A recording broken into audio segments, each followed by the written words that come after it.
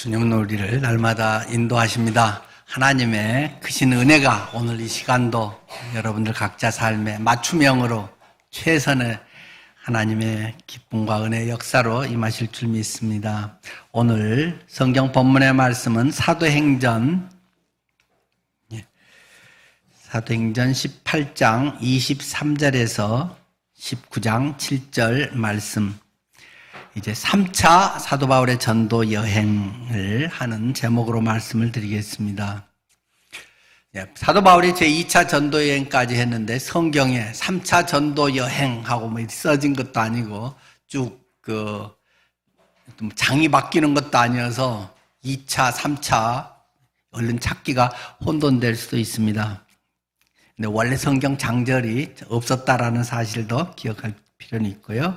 자, 18장 23절 말씀부터가 사도 바울의 3차 전도 여행 시작의 내용입니다. 얼마 있다가 떠나 갈라디아와 부르기아 땅을 차례로 다니며 모든 제자를 굳건하게 하니라. 알렉산드리아에서 난 아볼로라 하는 유대인이 에베소에 이르니 이 사람은 언변이 좋고 성경에 능통한 자라. 그가 일찍이 주의 도를 배워 열심으로 예수에 관한 것을 자세히 말하며 가르치나 요한의 침례만 알 따름이라. 그가 회당에서 담대히 말하기 시작하거늘 브리스길라와 아굴라가 듣고 데려다가 하나님의 도를 더 정확하게 풀어 이르더라. 아볼로가 아가야로 건너가고자 하므로 형제들이 그를 격려하며 제자들에게 편지를 써 영접하라 하였더니 그가 가매 은혜로 말미암아 믿은 자들에게 많은 유익을 주니 이는 성경으로서 예수는 그리스도라고 증언하여 공중 앞에서 힘있게 유대인의 말을 이김이르라. 아볼로가 고린도에 있을 때 바울이 윗지방으로 다녀 에베소에 와서 어떤 제자들을 만나 이르되 너희가 믿을 때 성령을 받았느냐? 이르되 아니라 우리는 성령이 계심도 듣지 못하였노라. 바울이 이르되 그러면 너희가 무슨 침례를 받았느냐? 대답하되 요한의 침례니라. 바울이 이르되 침례자 요한이 회개의 침례를 베풀매 백성에게 말하되 내 뒤에 오시는 이를 믿으라 하였으니 이는 곧 예수라 하거늘 그들이 듣고 주 예수의 이름으로 침례를 받으니 바울이 그들에게 안수하매 성령이 그들에게 임하심으로 방언도 하고 예언도 하니 모두 12사람쯤 되니라. 아멘. 네. 2차 전도 여행을 끝내고 이제 그 모교회인 안디옥으로 돌아와서 이제 좀 쉬게 됩니다. 선교사님들이 선교지에서 얼마나 힘드시겠어요? 2차 전도 여행, 1차 전도 여행은 2년, 2차 전도 여행은 3년, 3차 전도 여행은 4년 되잖아요. 그래서 한 3년간에 거의 죽을 고비들을 수없이 겪고 다시 이제 모교회로 들어와서 영혼의 안식도 얻고 몸도 회복을 하고 한참 지내게 됩니다. 그런데 역시 이 선교사는 어디 가만히 있는 것이 견딜 수 없는 일입니다. 그래서 선교사들에 대해서 그런 말이 있잖아요. 선교사는 비행기 안에서만 행복하다. 그런 이야기가 선교사님들 속에 아주 익숙하게 있는 이야기입니다. 국내에 있으면 선교지 가야 되는데 하고 계속 마음이 선교지를 향하고 선교지에서는 또 너무 힘들기 때문에 안식년 빨리 돼서 나도 모국에 돌아가서 좀 쉬어야지. 여기 가서 좀 쉬고 있다 보면 선교지 거기 사람들 어떤가. 그래서 오가는 비행기 안에서만 이제 우리 교회를 보겠다. 또 우리 선교지의 성도들을 보겠다. 이런 사람들이 선교사다라는 이야기가 선교 현장에 아주 기본적으로 있는 이야기입니다. 바울도 얼마 못 가서 선교하러 가야지. 내가 이렇게 이제 쉼을 얻었는데 여기서 나는 안주하고 평생 머물러서는 안 되지 하는 마음에 얼마 있다가 떠나서 갈라디아 지역 부르기아 땅을 차례로 다니면서 모든 제자들을 굳건하게 하니라. 바울은 2차 전도 여행 때 들렀던 데를 다시 들러서 이 교회들이, 제자들이 제대로 하고 있나, 혹시 변질된 건 아닐까, 다른 큰 핍박을 받고 또 다 흩어진 건 아닐까, 많은 그런 염려 가운데서 바울 전도의 특징은 지난번에 갔던 데를 또 가서 들러서 점검하고 돕고 또 새로운 데 가고, 이런 것이 기본 방식입니다. 그래서 이 양육 선교 여행이다, 이렇게 이야기하시는 분들도 있습니다. 바울은 계속 새로운 개척지만 아니라 양육을 하면서 그것을 갔다. 그래서 드디어 이제 바울이 갈라디아, 부르기아 거쳐서 또 이제 그 다음 지역으로 가게 되는데, 갑자기 중간에 아볼로 이야기가 쏙 들어와 있습니다. 24절부터 28절까지 아볼로에 대한 이야기가 등장이 되는데요. 아볼로라고 하는 사람은 알렉산드리아에서 태어난 사람이다. 근데 유대인이다 하는 이야기를 하고 있습니다. 알렉산드리아는 알렉산더라고 하는 정복자의 이름을 붙여서 만들어진 대도시가 알렉산드리아죠. 세계 여러 곳이 있었지만 이 이집트의 알렉산드리아가 가장 또 유명한 지역이기도 합니다. 이 알렉산드리아는 학문이 아주 발달한 지역입니다. 그래서 고대에 세계에 가장 큰 도서관이 있던 곳이 이 알렉산드리아고, 성경 말고도 일반 그 책의 역사라든가 많은 고대 이런 도서관이든지 하면 알렉산드리아 도서관이 빠진 데가 없습니다. 세계 어느 나라의 도서관보다 탁월하게 많은 책을 소장하고 있었습니다. 그 당시는 지금하고 이런 책 정도가 아니라 파피루스, 두루마리, 양피지, 토판 여러 가지의 부피도 크고 보관도 쉽지 않은 이런 것이었는데, 70만 권이나 당시 알렉산드리아 도서관은 소장하고 있었다라고 합니다. 좀 더 자세한 것은 여러분이 인터넷 찾아보면 금방 알렉산드리아 도서관에 70만 권의 도서 이런 얘기들이 쭉 있기 때문에 한번 관심 있는 분들은 찾아보시고요. 그만큼 세계 최대의 그러한 도서관을 가졌다는 건 그만큼 학문이 발달하고 희귀한 책이나 연구를 하기 위한 사람들이 그곳에 많이 있었다는 것이죠. 그렇기 때문에 그곳에서의 성경적으로는 굉장히 유명한 한 가지 일이 그곳에 있습니다. 그것이 바로 70인역 성경을 번역한 것입니다. 70인역, 그것을 라틴어로 말하면 70인이 셉투아진트역이라고 이야기도 합니다. 유대의 12지파에서 6명씩을 불러서 진짜 정확히는 72명이라고 합니다. 그들이 이 알렉산드리아에 모여서 성경을 번역합니다. 그래서 최초의 그 성경 번역이 됩니다. 그것이 바로 히브리어 구약 성경을 헬라어 성경, 그리스어로 번역한 것입니다. 유대인들도 히브리어를 많이 잊어버렸습니다. 70년의 포로 생활을 다녀와서도 그렇고 흩어진 여러 이유들도 있고, 그래서 히브리어 성경을 제대로 읽고 신앙생활을 할 수 있는 사람이 많지 않았습니다. 그렇기 때문에 기원전 3세기, 2세기 이때 학자들을 통해서 히브리어 구약 성경을 헬라어로 그대로 번역을 하게 한 사건. 그래서 예수님 시대에도 대부분의 많은 사람들은 히브리어 성경 원전에 대한 사본을 보았다기보다는 이 70인역 성경을 대부분이 많이 보았다고 합니다. 그렇기 때문에 우리가 신약에서 보면 구약 성경 인용한 것에서 보면 구약 성경에 나타나 있는 구절과 신약에서 인용된 구절이 좀 차이가 있는 것이 많잖아요. 그런 어떤 그 헬라어로 번역되는 과정, 이런 것들이 이제 그 반영이 된 것이라고 할 수 있고, 또 구전으로 된 부분들도 예수님이 말씀하셨던 여러 부분이든지 또 여러 가지 이유가 있긴 합니다. 하여튼 이 알렉산드리아는 그만큼 유명한 그런 장소가 됩니다. 근데 지금도 이 이집트의 제2의 도시라고도 하죠. 카이로 피라미드 있는 그 카이로, 그리고 거기서 알렉산드리아가 그리 멀지는 않습니다.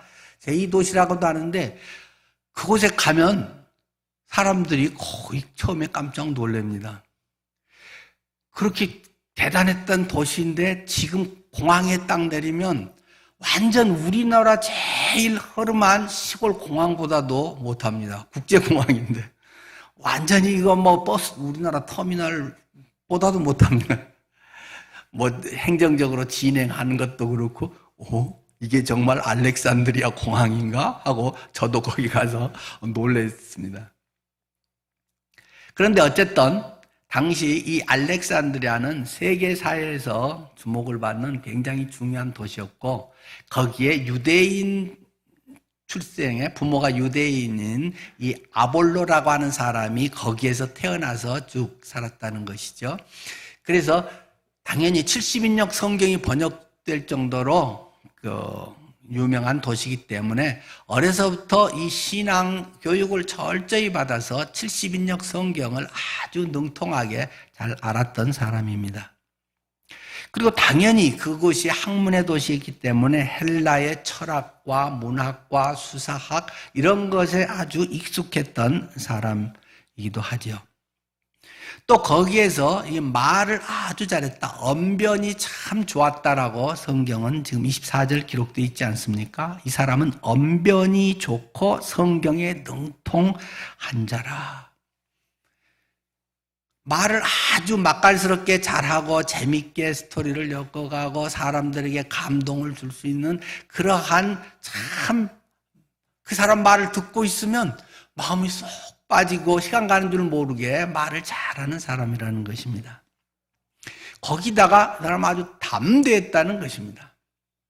그냥 새님 같은 그런 스타일이 아니라 담대하게 또 할 말을 제대로 하고 당차게 일도 하는 그런 사람이었다라고 성경은 26절에도 회당에서 담대히 말하기를 시작하고 28절 뒤에도 공중 앞에서 힘있게 유대인의 말을 이기밀어라, 이런 이야기를 하고 있습니다. 그런데 저는 오늘 아볼로 대단한데, 인간적으로 또는 신앙생활 측면에서 대단한데 뭔가 2% 부족한 사람, 2% 부족했던 아볼로라고 이름을 짓고 싶습니다. 아볼로는 근데 2%의 뭔가 부족했다라는 것을 지금 성경이 말하고 있는 것이죠. 여러분께 한번 여쭤보겠습니다. 사람의 영혼, 몸을 가진 우리 사람은 영혼의 무게가 얼마나 되겠습니까? 우리 사람의 영혼의 무게가 있는가요? 영혼의 무게가 있나? 있다면 몇 g일까요? 네, 제가 아까 우리 전체 홈피에다가 2개 올려놨는데 그거 모른 척하고 21g이라고 합니다. 우리 영혼의 무게가 21g이다 라고 인터넷에 그 기사들 이제 있는데요. 그런 것에 하여튼 관심 있고 실험하려고 하는 사람들은 늘 이 특이한 것들 많이 한 사람들은 있어요. 1907년에 미국의 매사추세츠 병원에 맥두걸이라고 하는 의사가 있었는데 그 사람은 늘 사람들의 임종을 지켜보면서 영혼의 무게가 있나? 그게 궁금했다는 것이죠. 그래서 이제 특별 침상을 만들어서 거기에 임종 환자를 놓고 거기 밑에다가 이제 특수장치로 저울을 설치해가지고 임종 직전과 임종 후에 대한 무게를 쟀습니다. 그랬더니 21g의 차이가 나더라는 것입니다. 죽기 전과 딱 어느 순간에 21g에서 6명을 실험을 했는데 그 6명의 또 그런 결과가 나왔다는 거죠. 그렇게 이제 발표를 했는데 100년 후에 옛날에 그런 그 계량 이런 것이 정확하지도 않은데 이 맥두걸이라고 하는 의사가 한 게 맞을까 하면서 스웨덴의 그 박사 룬데라고 하는 박사가 다시 이제는 요즘 컴퓨터 시대이기 때문에 그 최첨단의 그런 컴퓨터 이런 이제 계량 기구들을 통해서 사람들의 그 임종 전과 후를 또 이걸 계산을 실험을 해서 계산을 했다네요. 그랬더니 체중의 변동이 숨을 딱 끊어지는 그 순간에 정확히 21.26214g의 무게가 적어지더라. 소수점 5자리까지를 룬데라고 하는 박사는 그 팀들이 실험해서 냈다는 것입니다. 그래서 이제 영혼의 무게는 21g이다 라고 이야기를 합니다. 영화도 이거 21g 그 또 영화가 나왔다고 하는데 뭐 인터넷 찾아보니까 뭐 스토리도 있던데 뭐 저는 안 봐서 모르겠습니다. 지금 제가 영혼의 무게가 21g이다 아니다 그런 이야기를 하려는 것은 아닙니다. 근데 저는 이제 공학도 입장에서 보면 무게가 단지 그럴까? 뭐 그런 생각이 사실 들고 그 공학적으로는 동하중과 정하중에서 동하중이 무겁게 돼 있거든요. 그러니까 살아있을 때 심장이 벌떡거리고 피가 돌고 뭔가의 이런 그 움직임들이 있는데 살아있을 때는 이것이 있기 때문에 있다가 정지가 되면 이게 정하중으로 돼서 딱 고정이 되면 정하중은 조금 떨어지는 성향이 있으니까 뭐 그거와 또 뭐 여러 가지 현상들에 의해서 뭐 21g이 실제 줄어든다고 하더라도 또 그런 이유도 있지 않을까? 근데 뭐 어디 책에나 뭐 어디에도 없고 제 혼자 그 기사를 보면서 뭐 그런 생각을 해봅니다. 이유가 뭐든 간에 산 사람과 죽은 사람의 차이는 엄청 다르다는 것입니다. 무게는 뭐 21g이든 어쩌든 뭐 1g이든 조금 차이는지 모르지만 삶과 죽음이라고 하는 것은 뭐 얼굴 모양이 달라지는 것도 아니고 죽기 5분 전이나 후나 아무 차이가 없는 것 같은데 살아있냐 죽었냐 하는 것은 완전히 다르다는 것입니다.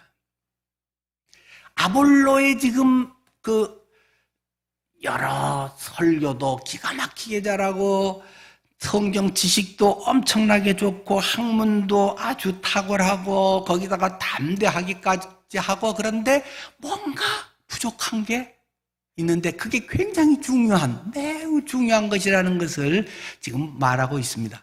자, 유대인의 회당에 에베소에서 유대인 회당에 참여를 이제 하게 됐죠. 근데 브리스길라와 아굴라도 앞에서 보면 고린도에서 그 바울을 따라서 여기 에베소까지 왔다고 앞에서 기록이 되어 있죠. 18장 18절 19절에서.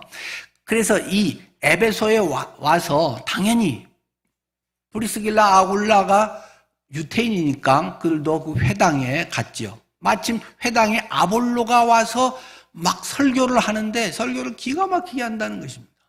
감동적으로 하고 막 구약을 촥촥촥 인용해가지고 설교를 하는데 많은 사람들이 와 설교 기가 막히게 한다 라고 했는데 뭔가 2%가 부족하네 하는 걸 브리스길라 부부가 깨달았다는 것입니다.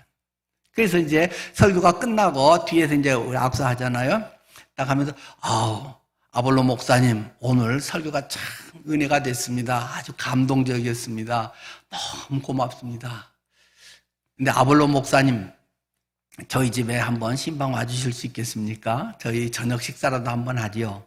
이제 아마 이랬을 것 같아요. 뭐 성경이 꼭 그렇게 기록된 건 아니지만 아마 예의 있는 이런 또 분들이라서 그래서 자기 집에 아마 모시고 이제 식사를 하면서 차분히 얘기를 한 것 같아요. 아볼로 목사님 너무 감동적이고 멋있고 좋았는데 한계가 좀 빠진 것 같아요. 그 2%가 부족한 것 같아요. 라고 26절. 그가 회당에서 담대히 말하기 시작하거늘 아볼로가 브리스길라와 아굴라가 듣고 데려다가 하나님의 도를 더 정확하게 이루더라.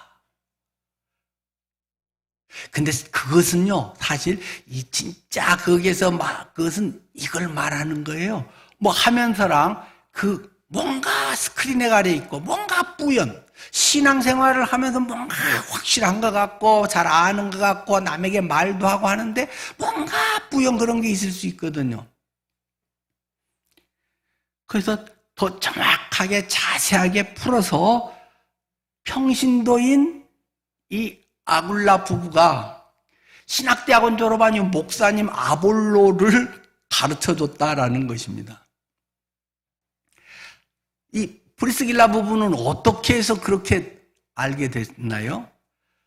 고린도에서 같은 일, 같은 천막에서 돈 벌어서 그걸로 선교 사업을 할 때, 자비량 선교를 할 때, 그 아굴라네 집에 살았다고 써져 있잖아요. 아굴라 집에 살면서 같이 천막도 만들고, 번연용 먹고, 같이 성경 공부하고, 같이 교제하고, 자기가 하나님 만났던 이야기 쭉 이야기하면서 복음의 실체에 대해서 바울에게 직접 자세하게 말씀 공부를 한 것입니다.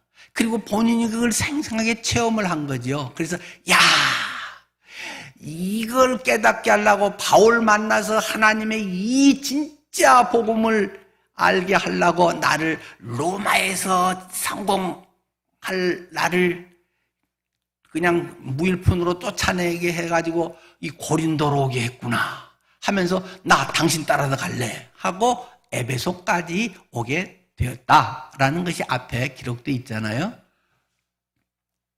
그래서 더 정확히 풀어서 말해주니까 아볼로의 눈이 딱 띄었다는 것입니다. 영적인 깨달음이 파고 왔습니다. 그게 뭐냐? 그건 조금 이따가 말씀을 드리겠습니다. 예, 우리가 오늘 두 가지를 말씀드리고 가는데요. 첫 번째는 온전한 복음을 깨달으라는 것입니다. 내가 믿고 있는 복음이 온전한가?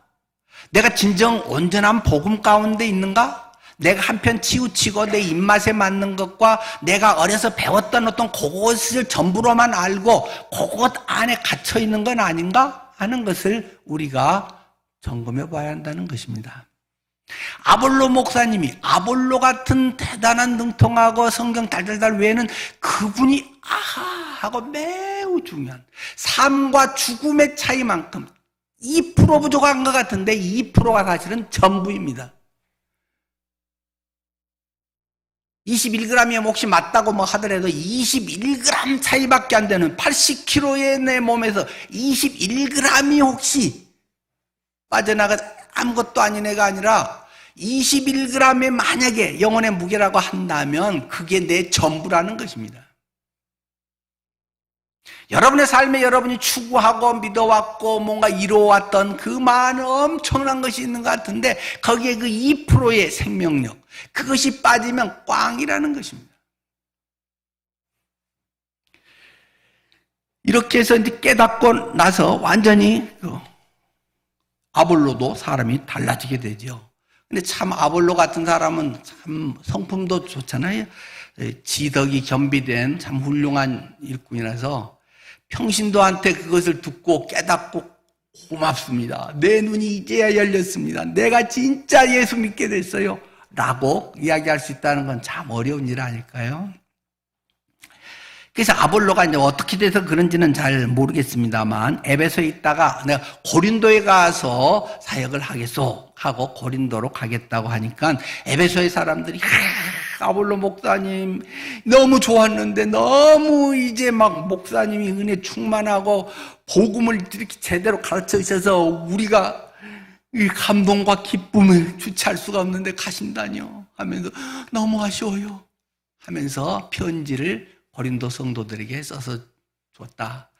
그래서 이분 너무 좋은 분인데 여러분이 잘 영접해 주시오, 대접 잘 하시오 하고 편지를 써줘서 아볼로가 그걸 가지고 고린도로 갔다라는 이야기가 27절에 있고, 그는 고린도에서 영접을 받고 28절, 이는 성경으로 예수는 그리스도라고 증언하여 공중 앞에서 힘있게 유대인의 말을 이김이르라.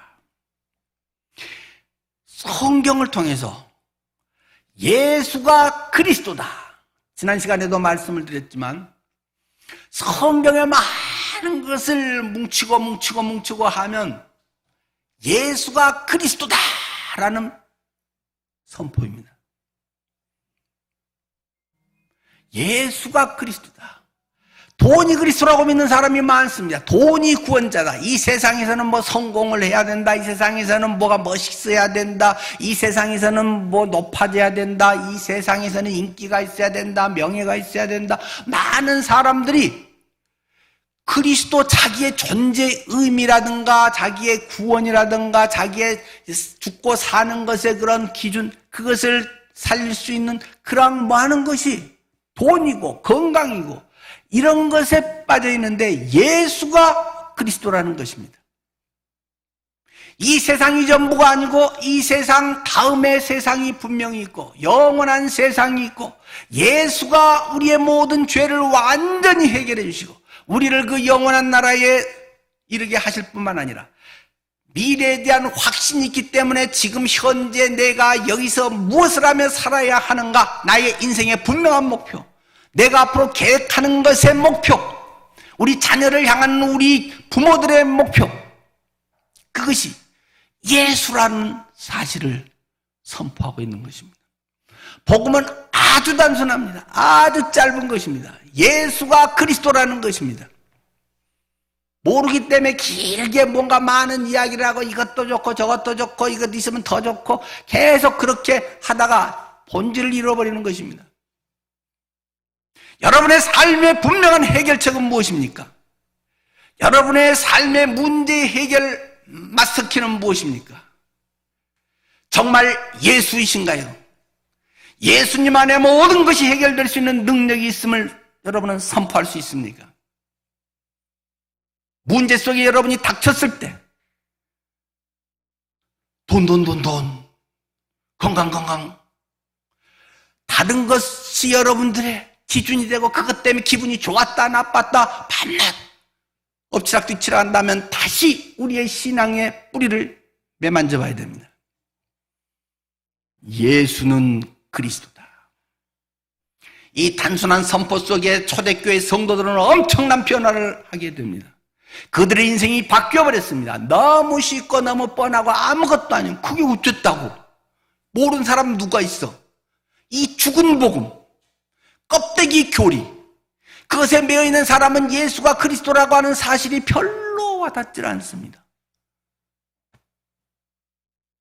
그 이유가 또 있긴 합니다. 잠시 후에 말씀을 드릴 것입니다. 그렇게 해서 유대인들의 구약에 정통한 많은 그게 수많은 학자들과 대단한 사람들의 고린도에서 그곳에서도 판판이 다 이겨버렸다는 것입니다. 힘있게 유대인의 말을 이김이로라. 구약이 이렇게 되는데 당신이 이렇게 설교하고 그거는 실체가 이거야 해가면서 쫙 성경의 진리와 논리와 여러 면에서 쫙 이야기하니까 유대인들이 할 말이 없어져 버린 것입니다. 두 번째 제가 강조하고 싶은 것은 성령님의 임재와 일하심, 그 역사를 경험하며 살라는 것입니다. 경험하며 살라는 것입니다. 성령님이 임재하시고 성령님이 일하고 계신다. 내 인생 속에서, 우리 교회 속에서, 이 세계의 이 엄청난 지각 변동의 상황 속에서 그것을 성령이 임재하시는가, 성령이 주관하시고 성령이 나와 함께 하신다는 것을 경험하며 살고 있는가, 단지 알고만 있는가. 이것은 21g 차이보다 훨씬 크다는 사실입니다. 자, 그러면서 갑자기 바울 얘기로 19장에 넘어갑니다. 아볼로가 그래서 고린도에서 이렇게 이제 하고 있다는 것이죠. 그래서 고린도에서 아볼로가 아주 잘 하고 있었다는 것은 이제 우리가 고린도 전서를 보면 잘 알 수가 있습니다. 얼마나 고린도 교인들이 은혜를 받고 좋았는지 거의 바울에 대한 그런 신뢰, 따르는 것 못지않게 아볼로도 엄청 따르면서 했다는 거죠. 그래서 아주 돈도 많고 뭔가 대단했던 그 최고의 도시, 2년마다 올림픽에 올렸던 고린도, 고린도 교회에서 근데 많이 알고 뭔가 많이 한 사람들은 자칫 편갈라지기가 딱 좋다는 것입니다. 덕을 세우기보다 뭔가 나의 어떤 기준들이 너무 색깔이 강하기 때문에 교회가 연합하고 바로 서기보다는 자기의 것을 자꾸 드러내고 싶은 것이 인간 본성이라고 하는 것이죠.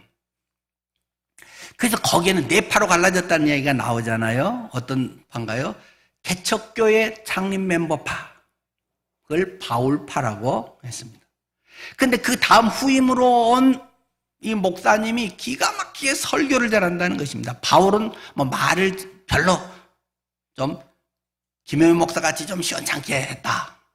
뭐 그런 게 성경에 있잖아요. 그러니까 좀 어눌했다. 글은 기가 막히게 글은 잘 쓰는데 말에는 둔하니 이렇게 표현이 돼 있잖아요. 어쨌든 저도 글이 제 말보다 좀 낫잖아요. 이 아볼로는 말을 기가 막히게 잘하고 참 감동적으로 설교를 하고 그러니까 사람들이 그냥 쏙 빠져들게 이렇게 잘하니까 바울이 개척은 했지만 그 업적은 크지만 우리 후임 아볼로 목사님이 대단해. 아볼로 목사님 뭐 모르는 게 없어. 그리고 그냥 좀 그렇게 재밌게 논리적으로 이렇게 또 잘하면서 막 은혜를 끼치냐 감동을 한 사람들이 아볼로 덕후, 아볼로 파가 있었다. 또 그러면서 교회는 뭐 하여튼 다양한 자기 체질을 따라서 그래도 신앙은 정통이 제일 중요하지. 정통신앙을 가져야지. 정통이 누구야? 예수님의 수제자로 바로 들렸던 베드로가 그래서 정통이지. 우리가 이방 땅 고린도에 있지만 정통인 베드로의 그 가르침을 더 추구하면서 그를 해야 되지 않겠어? 하는 베드로의 다른 이름 게바파. 야야야 사람을 따르면 안 되지. 영적으로 주님을 따라야지. 그리스도지 하고 굉장히 영적인 채 하면서 또 뒤에서 남 헐뜯고 싸우는 그리스도파. 이 바울파, 아볼로파, 그리고 게바파, 그리스도파 이 넷이 교회 안에서 서로 누구 잡아 끌어내리고 뒷담화하고 해서 골치 아프니까 바울이 고린도전서 3장에 편지를 하잖아요. 야, 바울이 뭐고 아볼로가 뭐야?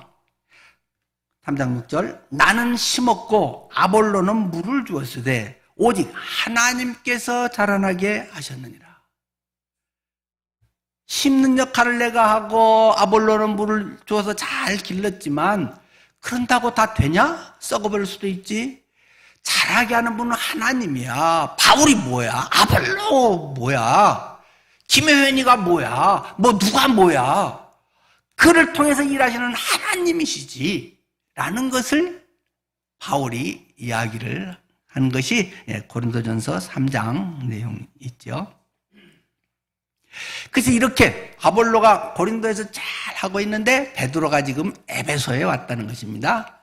아까 아볼로는 에베소에 있다가 고린도 갔었고요. 자, 그래가지고 에베소에 와서 이제 제자들을 만나서 사람들에게 묻습니다. 너희가 믿을 때에 성령을 받았느냐? 하고 물었다는 거죠. 그러니까 사람들이 여기 성령이요? 성령이 뭔데요? 우리는 성령이 계심도 듣지 못하였노라. 바울이 그럼 3절 이르되 그러면 너희가 무슨 침례를 받았느냐? 침례 받았다며? 그럼 뭔 침례를 받은 거야?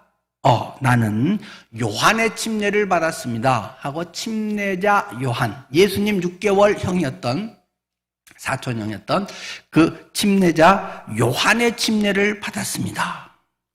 요한이 회개의 침례를 베풀었다, 그걸 받았다라고 이야기를 하는 것이죠. 그러니까 바울이, 그래? 침례자 요한이 뭐라고 그랬지? 핵심이 뭐라고 한 거야?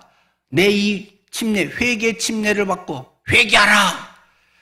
천국이 임하였느니라. 도끼가 지금 나무 뿌리에 가까이 있다. 곧 도끼 들어서 나무 찍어버릴 것이다. 하나님의 심판이 있다. 회개하라. 그것이 침례자 요한의 주된 메시지 아니겠습니까? 근데 내가 말하려고 하는 진짜 메시지는 뭔데? 내 뒤에 오시는 이를 믿으라.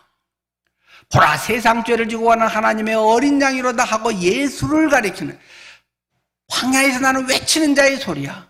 저분을 소개하려고 내가 회개를 이야기하는 것이고, 내가 지금 여러분들에게 이 사역을 하는 것이다 라고 이야기한 거 아니냐 하면서, 내 뒤에 오시는 이를 믿으라 했으니 이는 곧 예수를 말한 거였어 라고 바울이 지금 이 에베소 성도들에게 말하고 있죠. 그래서 그들이 듣고 주 예수의 이름으로 침례를 받으니, 바울이 그 사람들에게 안수하며 성령이 그들에게 임하심으로 방언도 하고 예언도 하게 됐다라는 것입니다.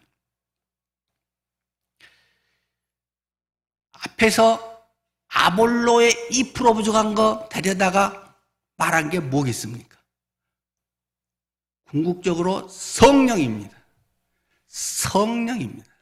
성령을 이야기하면 지금 그것에 대해서 바로 이어서 바울이 그곳에 가서 너희가 믿을 때 성령을 받았느냐 하는 것을 질문하고 있는 것입니다.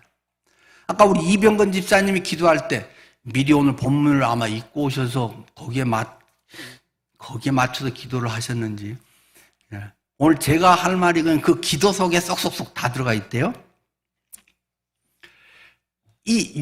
사도행전 1장 8절, 그 사도행전 전체의 가장 핵심 구절이라고 계속 강조하고 있는, 그러나 너희가 오직 성령이 너희에게 임하시면 너희가 권능을 받고 예루살렘과 온 유대와 사마리아와 땅 끝까지 이르러 내 증인이 되리라.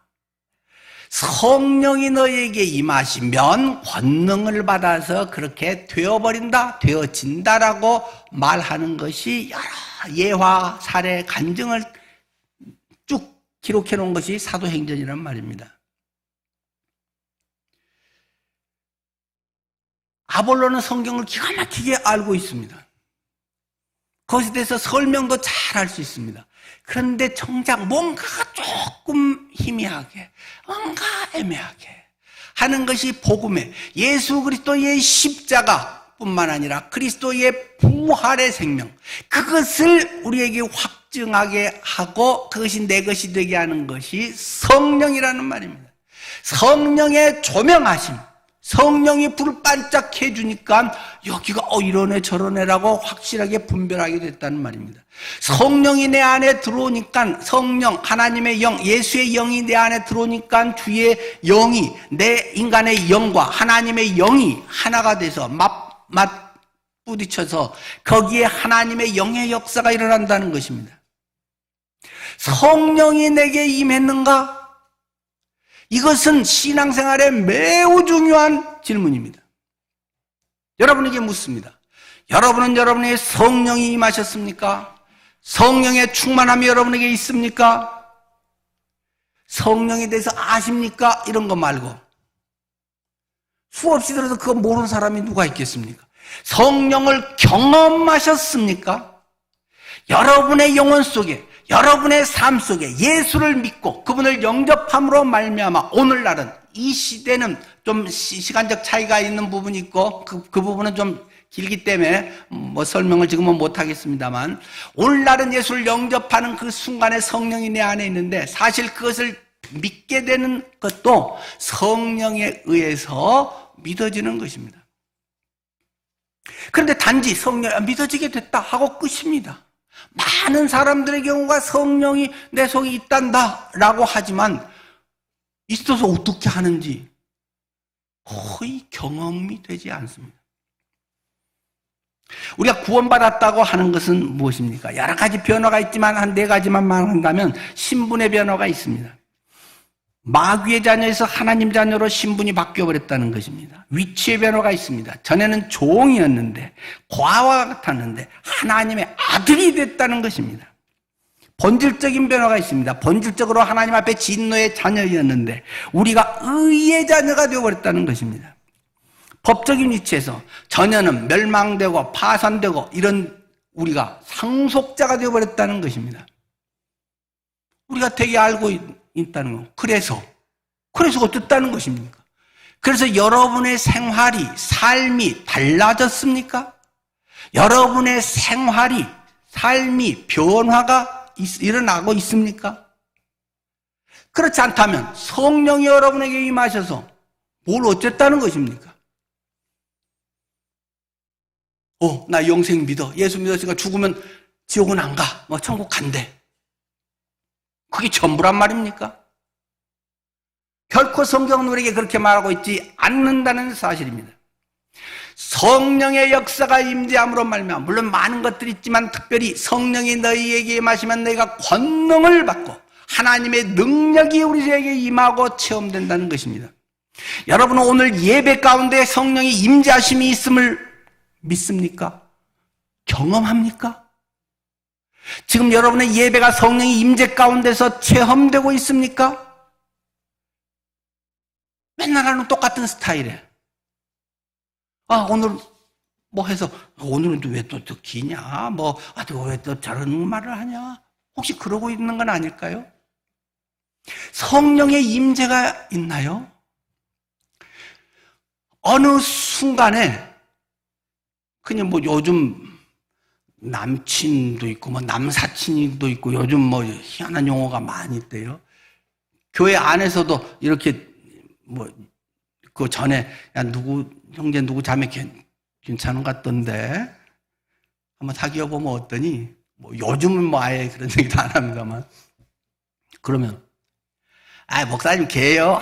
동생이에요. 동생 같아요. 주일학교 때부터 같이 쭉 이렇게 오래 했던 우리 형제 자매들은 걔는 여자 아니에요. 이런 식으로 이야기하는 도 있고 그 오빠는 그냥 오빠예요. 이렇게 이야기를 합니다. 그 일반적인 거 아니겠습니까? 그런데 어느 순간에 남자 사람 친구라고 생각했던 남사친이든 그 남친으로 나의 연인으로 느껴질 때가 있다는 것입니다. 저 사람이 이성으로 보인다는 거죠. 차이가 무엇입니까? 내 마음에 그냥 사랑의 마음이 생기고 자꾸 보고 있어도 더 보고 싶고 또 만나고 싶고 평생 같이 있으면 너무 좋겠다. 그런 마음이 사랑의 마음이 물컹물컹 내 속에 생겨난다는 것입니다. 그건 무게로 달면 21g도 안 될 것입니다. 그런데 그 사랑하는 것과 안 한 것은 완전히 차이가 틀립니다. 그냥 그를 대하는 것이 완전히 틀립니다. 선물하는 것이 전에는 계산해가면서 하는데 지금은 무리해가면서라도 어떻게 하면 저 사람이 행복할까 좋아할까 무리할 정도로 선물을 할 때도 있다는 것입니다. 차이는 무엇입니까? 사랑의 불이 붙었습니다. 예수님을 믿고 신앙생활을 하고 우리가 어떤 주님을 위해서 섬기고 주님 안에서 자라가는 것이 내 안에 성령의 체험, 성령의 역사, 성령이 내 안에서 임해서 성령이 내게 임재했다는 확신이 우리들 속에 있을 때 신앙생활이 완전히 달라집니다. 사람이 착하고 성실해서 열심히 하는 것과 그것이 내 마음에 성령의 권능이 성령이 너에게 임하시면 너희가 권능을 받고 증인이 되리라. 그것이 있는가가 먼저 점검되어야 하는 일입니다. 왜 저런 걸 하냐 아냐 이래야 되냐 저래야 되냐 그런 건 매우 부수적인 것입니다. 내 안에 성령의 불이 붙었는가? 내 안에 하나님이 계신가? 그거 없어도 우리 속에 가능성은 늘 갖고 있습니다. 구원받은 자, 그들의 속에는 아까 같은 그러한 우리의 변화할 수 있는 가능성, 그러한 여지, 그것은 갖고 있습니다. 구원을 받았는데, 그래서 하나님께서 내 통장에다 100억을 입금을 해줬다는 것입니다. 변호사가, 상속금 100억이 당신 통장에 입금이 됐습니다. 전화를 해줍니다. 너무 고맙습니다. 와, 나도 100억 있네. 그런데 맨날 라면만 끓여 먹고 쩔쩔 굶고 어떤 먹고 싶은 것도 못 먹고 남 사줄 줄도 모르고 그렇게 살다가 죽어버립니다. 100억이 있으면 뭘 하겠습니까? 와, 나한테 100억이 있어요? 찾아갖고 1억 찾아갖고 내가 하고 싶은 것도 딱 하고 누구 어렵네. 100만 원 주기도 하고 부모님 집 사드려야겠다. 집도 사드리기도 하고 찾아서 써야 그것이 있는 의미가 있는 것입니다. 하나님은 우리에게 무한한 은혜와 능력에 그 권능을 주셨다고 말합니다. 누구든지 목마르거든 내게로 와서 마시라. 목마르지요. 돈이 얼마나 목이 마릅니까? 세금 올린다고 하면 얼마나 열불이 납니까? 전기세가 왜 또 오른다고 난리야? 물가가 인플레가 도대체 예민해질 수밖에 없죠. 그런데 내가 풍성하면 그것이 그렇게 별 문제가 안 됩니다. 목마르거든 누구든지 내게로 와서 마시라. 그러면 물이 있나? 왜? 그 배에서 생수의 강이 흘러나리라. 넘쳐나라. 생수의 강이. 그 배는 무슨 배입니까? 바다의 배입니까? 내 배라는 것입니다. 내 몸에 있는 여기 소화기관에 있는 여기 내 배라는 것입니다. 내 배에서 생수의 강이 흘러나리라. 이는 성령을 가리킵니다. 기도에서도 그대로 아까 이병헌 집사님이 이야기했듯이 성령이 내 속에 있어서 목마른 사람 배에서 그게 막 흘러난다네요. 여러분은 그것을 경험하셨습니까? 경험하며 살고 있습니까? 맨날 없네, 힘드네, 쪼들리네, 어쩔까, 밤낮 염려, 근심, 걱정을 싸매고 살아갑니까? 완전히 성령이 그 안에 주도하셔서 성령의 임재와 경험이 있는 것은 틀립니다. 기도의 응답을 경험합니다. 와, 기가 막힐 상황에 기도했는데 하나님이 응답해 주시네. 다음에 큰 어려운 문제가 생기면 잠깐은 또 긴장합니다. 그러나 곧 맞아. 지난번에 하나님이 내 생각지도 못했는데 그렇게 하셨지. 하나님이 내 편인데. 이제 이게 믿음이 자라가는 거죠. 그렇게 해서 이겨갑니다. 그것을 모든 믿는 자에게, 예수를 영접한 사람에게 그리스도의 십자가와 부활의 권능 속에 그것이 이미 우리에게 부어져 있다는 것입니다. 그런데 써먹는 사람은 아주 드물다는 것입니다. 이론으로 알고 있는데 100억이 통장에 있다고 나 100억 통장에 있으라고만 말하지 난 밥 사줄 줄도 모릅니다. 진짜로 있는 걸까요? 쓰지 못하고 죽으면 아무 소용이 없는 것입니다. 그것이 쓰여지게 하고 그것이 능력으로 꽃을 피고 열매를 맺고 내 삶에 기쁨이 되게 하는 건 성령님의 역사라는 말입니다.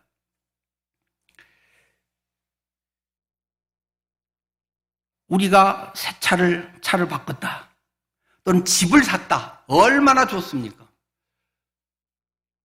집을 이렇게 청소하면서도 야 이게 우리 집이다. 야 새 집 나도 이제 드디어 내 아파트를 분양받았다. 얼마나 좋았나요? 크리스찬은 거룩해서 별로 이건 천국에 비하면 별거 아니야 이러나요? 좋아 죽겠습니다. 너무 좋았습니다. 좋은 차 하나 새로 생기고 집 하나 사는 것도 좋아 죽겠는데 천하의 주인이신 전능자이신 그 하나님이 내 속에 쏙 들어와서 나의 사정을 하시고 나를 인도하시고 나를 아시는데 내가 그것을 견딜 수 있다는 것은 기적입니다.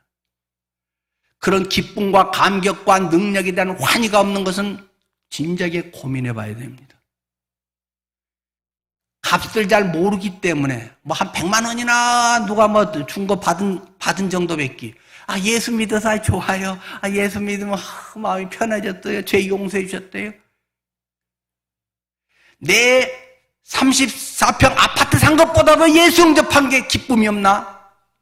신앙을 점검해 봐야 됩니다. 별로 경험되지 않기 때문입니다.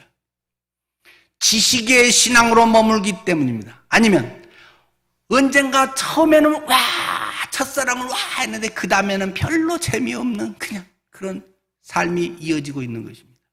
그래서 성경은 우리에게 말하고 있지 않습니까? 술 취하지 말라 이는 방탕한 것이니 오직 성령의 충만을 받으라. 한 번 사랑과 그것이 계속되지는 않습니다. 누구나 마찬가지입니다. 계속 그것에 사랑의 불을 피워야 됩니다. 내 속 말씀과 기도 가운데 하나님께 가까이 가면서 성령이 내 안에서 충만해져야 됩니다. 그러면 잠깐 겁나는 것도 있지만 그것이 나를 주저앉혀서 전도 여행 안 할래. 바울을 그렇게 주저앉히지 못합니다. 뭐 하니까 맨날 나만 시키네. 아이고 힘들어 죽겠어. 안 할래. 그런 마음이 은혜로 바뀌게 됩니다. 여러분이 혹시 지금 뭔가에 쪼들리고 힘들고 이 문제 때문에 고통스러운 게 있습니까? 대부분 있을 것입니다. 한번 경험해 봅시다. 여러분이 예수 그리스도를 영접한 분이라면 그 문제를 주님께 지금 가지고 나아가십시오. 성령이요. 이론이 아니라 성령께서 임재하시고 성령께서 우리의 모든 형편을 아시고 능히 이루신다고 하면 이 문제도 해결해 주십시오. 솔직하고 담백하고요. 이루어주시면 얼마나 신나겠습니까? 있을 때마다 기도하게 되지 않겠습니까? 경험되지 않기 때문에 기도하지 않습니다. 제대로 믿지 않기 때문에 기도하지 않습니다. 사람에게 전화 한 번 하는 것보다 훨씬 능력 있게 큰 일이 일어나면 전화기를 들겠습니까? 기도의 무릎을 꿇겠습니까? 여러분의 삶에 하나님은 그 엄청난 것을 이미 주고 계시고 혹시 잠자고 있는 분들에게 오늘 이 설교를 통해서 여러분의 영혼을 하나님은 도전하면서 일으켜 세우고 있습니다. 기도하겠습니다.